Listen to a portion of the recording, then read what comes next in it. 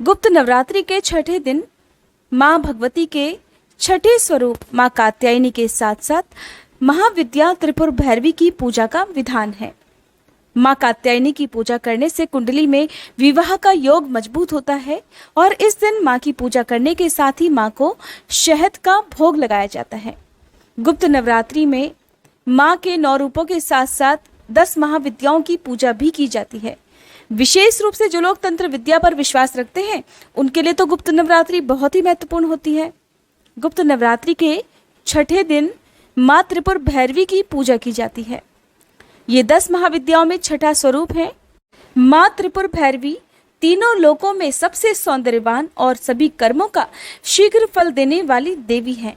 माँ का सौंदर्य 16 कलाओं से युक्त 16 वर्ष की कन्या के समान है। इनके मुख से हजारों सूर्य का तेज निकलता रहता है। माँ त्रिपुर भैरवी की आराधना करने से समस्त प्रकार के ऐश्वर्य और भोगों की प्राप्ति होती है। जानिए कि माँ त्रिपुर भैरवी की पूजा करने से क्या क्या लाभ होते हैं। माँ त्रिपुर भैरवी को यौवन और आकर्षण की देवी माना जाता है। इनकी पूजा करने से आकर्षण और सौंदर्यता की प्राप्ति होती है। अगर वैवाहिक जीवन में हमेशा कलह बनी रहती है, आपका कोई प्रिय आपसे रूठ गया है, सम्मान और पद प्राप्त करने के लिए, किसी को भी सम्मोहित करने के लिए माँ त्रिपुर भैरवी की साधना बहुत फलदायी होती है।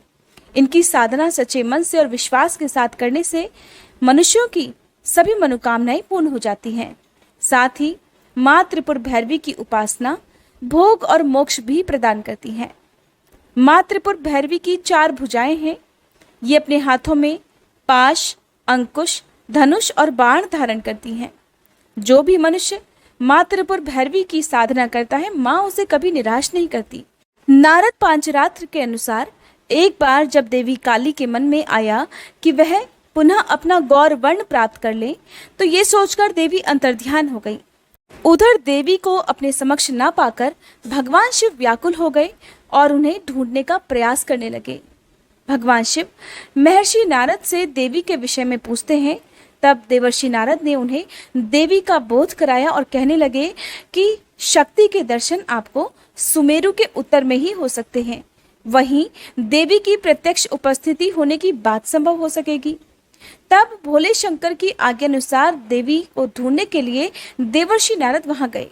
महर्षि नारद जब वहां पहुंचे तो देवी से शिवजी के साथ विवाह का प्रस्ताव उन्होंने रखा।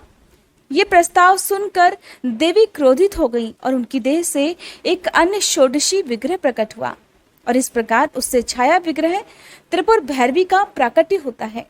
त्रिपुर शब्द का अर्थ है तीनों लोक, स्वर्ग, पृथ्वी और पाताल, तथा भैरवी शब्द विनाश के एक सिद्धांत के रूप में अवस्थित है। तात्पर्य है कि तीनों लोकों में नष्ट या विध्वंस की जो शक्ति है वही भैरवी है। देवी पूर्ण विनाश से संबंधित है तथा भगवान शिव जिनका संबंध विध्वंस या विनाश से है, देवी त्रिपुर भैरवी उन्हीं का एक भिन्न रूप मात्र है। इस दिन भगवान शिव की पूजा भी महाविद्या त्रिपुर भैरवी के साथ करनी चाहिए। देवी को अन्य नामों से भी जाना जाता है और सभी प्रसिद्ध योगिनियां हैं। इनमें नाम है त्रिपुर भैरवी, कौलेश भैरवी, रुद्र भैरवी, चैतन्य भैरवी, नित्य भैरवी, भद्र भैरवी, शमशान भैरवी, सकल सिद्धि भैरवी, संपद प्रदा भैरवी और कामेश्वरी भैरवी इत्यादि। देवी की साधना घोर कर्मों से संबंधित कार्यों में की जाती है। महाविद्या त्रिपुर भैरवी को लाल अनार का भोग लगाना चाहिए। साथ ही इनकी पूजा करते समय अगर मूंगे की माला से मंत्र का जाप किया जाए तो सभी मनोकामनाएं पूर्ण हो जाती हैं। माँ का मंत्र है ओम हंसे वर वरदाये मनुवांछित सिद्धये ओम। इस मंत्र का कम से कम 108 बार जाप करना चाहिए। त्रिपुर भैरवी की पूजा करने के साथ ही अगर आपके जीवन में कुछ ऐसी परेशानियां हैं जिनका समाधान कितनी भी पूजा पाठ करने के बाद या कितने भी प्रयास करने के बाद नहीं हो पाता हो, तो आज के दिन पूजा करते समय आपको कुछ विशेष उपाय करने चाहिए, जिनमें अगर आपके मन में सदा भय बना रहता हो तो उसके निवारण के लिए और भय से मुक्ति के लिए आज के दिन त्रिपुर भैरवी पर चढ़े हुए सिंदूर से आपको नित्य तिलक करना चाहिए। ऐसा आपको कम से कम 11 दिन तक करना है। आप त्रिपुर भैरवी को सिंदूर अर्पित करें और फिर उसी को अपने माथे पर लगाएं। कोर्ट केस में जीत के लिए, जैसे कई बार झूठा मुकदमा हो जाता है, तो उसमें विजय प्राप्ति के लिए त्रिपुर भैरवी पर चढ़े हुए 10 मसूर के दाने आपको किसी भी चौराहे पर फेंक देने हैं। सबसे पहले आप पूजा करें, विधि विधान से माँ को भोग लगाएं, फिर 10 साबुत मसूर के दाने आप चौराहे पर फेंक दें। इससे झूठे मुकदमों में विजय प्राप्त होती है। अगर आपके शत्रु आपको आए दिन परेशान करते हैं, विरोधियों से आप लगातार परेशान रहते हैं, आपके कामकाज में नुकसान पहुंचाते हैं, तो ऐसे में त्रिपुर भैरवी के सामने आप 6 लौंग और कपूर जलाएं। ऐसा करने से शत्रुओं पर जीत हासिल होती है। अगर आपको आपके व्यवसाय में आए दिन नुकसान होता हो, आर्थिक तंगी बनी रहती हो, तो आज के दिन त्रिपुर भैरवी के साथ साथ भोलेनाथ की पूजा करके त्रिपुर भैरवी पर शमी पत्र अर्पित करने चाहिए। ऐसा करने से भी आर्थिक नुकसान से बचा जा सकता है। रुद्राक्ष की माला से ओम त्रिपुराय भैरव्ये नमः इस मंत्र का जाप करने से शिक्षा प्रतियोगिता के क्षेत्र में सफलता प्राप्त होती है। आपको इन मंत्रों का जाप या जो भी उपाय करते हैं उसे एकदम गुप्त रखना है। अगर आपके किए हुए किसी भी उपाय का पता किसी को चलता है तो फिर ये उपाय फलित नहीं होते हैं। इस प्रकार से क्योंकि आज का दिन माँ कात्यायनी को भी समर्पित होता है, तो माँ कात्यायनी की पूजा करने के साथ ही आपको माँ कात्यायनी की व्रत कथा भी पढ़नी और सुननी चाहिए।